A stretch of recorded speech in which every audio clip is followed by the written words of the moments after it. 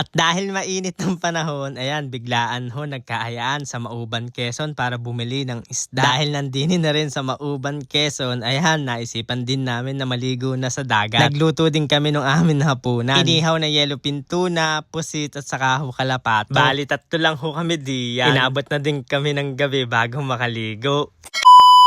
Hi mga katrops, magandang buhay! Tara, samahan niyo ho kami bumili ng isda dini ho sa Mauban, Quezon. Nandini na ho kami sa Lumban Bridge. Bali tatlo ho kami pupunta doon sa Quezon. Ako, si Robin, saka ho si Jesser. Tapos doon ho sa May Luciana ay may nadaanan kami hong bibingka. Nagutom sa biyahe kaya yan, napabili na kami. Libre na din yung buko juice nila. Tamang-tama yung buko sa pagkakainit ng panahon. Kasarap humigo o uminom ng malamig na buko juice. Pagkakainom at nakabili na kami ng bibingka, ayan, nagpunta na kami sa kasakyan para makadiretso na papunta ng Mauban, Quezon. Simula ho Lumban, dumaan kami ng Pagsanghan papunta ng Cabinti, Laguna. Pagdating naman ho ng Luciana ay nagdire-diretso na kami papuntang Sampaloc, Quezon. At dahil gutom na, ayan, tinikman ko na yung masarap na bibingka. Bibili na lang ako ulit mamaya pag uwi namin, nadaanan namin bukas pa. Mga 2 oras din yung biyahe namin mga katrop, simula Lumban hanggang Mauban, Quezon. Sa pagkakalaki naman ng niyog na yan, ewan na lang kung ilang gata yung makukuha mo diyan. Nandito na ko kami sa Mauban, Quezon. Yan ho daw may kanan, yan daw ho ay dagat. Pagdating naman dito sa kaliwa ay ilog. Yun ho yung pagkakarinig ko. Hindi ko lang ho alam kung sure. Nagdiretso kami ng palengke para makabili ng aming iihawin. Kinuha na namin yung mga isdang wala din sa amin. Salamat. Napag-isipan na namin ay maligo muna sa dagat. Mamaya na lang kami bibili. Dahil nandini na nga sa Mauban, ayan, biglaan ho kami nakapunta ng dagat para maligo na rin. Mamaya na lang kami bibili ng isda pag uwi. 2:30 ho kami umalis, alas 4 na kami nakarating. Bali cottage lang ho yung amin binayaran diyan, 300 pesos. Dahil nga't nagutom, mamaya na kami liligo, magluluto at mag-iihaw muna kami ng aming kakainin. Naghukay lang muna kami ng kaunti diyan sa buwangin para diyan ho ilagay yung bunot saka ho yung uling. Habang sila'y nagpaparikit, ayusin ko muna yung aking ipapalaman sa pusit. Siling panigang, kamatis, sibuyas at saka ho itlog na pula yung aking ipapalaman diyan sa pusit. Saka bumili na din kami ng kalapato at yellowfin tuna. Iihaw na din namin. Habang nag-aayos ay parang kasarap na magbabad, maligo diyan sa dagat. Pero mamaya tayo maliligo, magluluto muna tayo ng ating